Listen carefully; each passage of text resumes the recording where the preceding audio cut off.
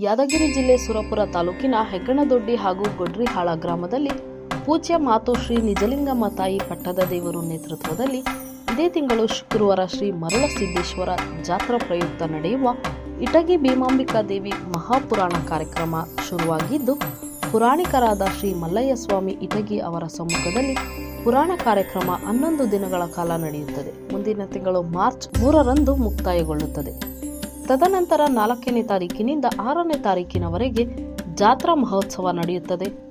ಮಠದ ಕಾರ್ಯಾಧ್ಯಕ್ಷರಾದ ರಾಹುಲ್ ಸಾಹೇಬ್ ಪಾಟೀಲ್, ಗವಾಯಿಗಳು ಬುದಾಯಿ ಸ್ವಾಮಿ ಹಿರೇಮಠ ಶಹಾಪುರ್, ರಾಜಪಕ್ಷ ದರ್ಗಾದ ಅರ್ಚಕರಾದ ದೊಡ್ಡಪ್ಪ ವಡೆಪ್ಪ ಪೂಜಾರಿ, ಶಾಂತಯ್ಯ ಸ್ವಾಮಿ ಹಿರೇಮಠ, ತಬಲಾಜಿಯವರು, ಪುನೀತ್ ತಾವಡಕೇರ ಕಾರ್ಯಕ್ರಮದ ಉಪಸ್ಥಿತರು.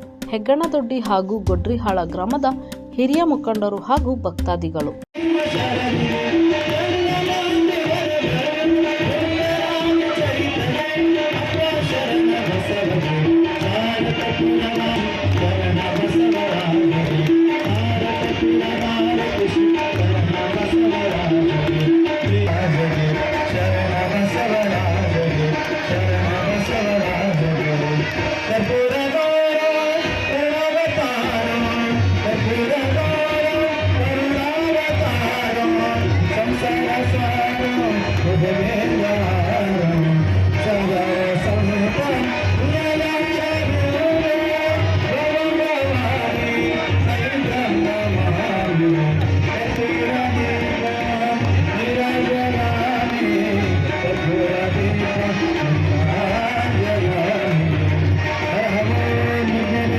ವರದಿ ನಿರ್ಮಲ ಗೋಗಿ, ಯಾದಗಿರಿ.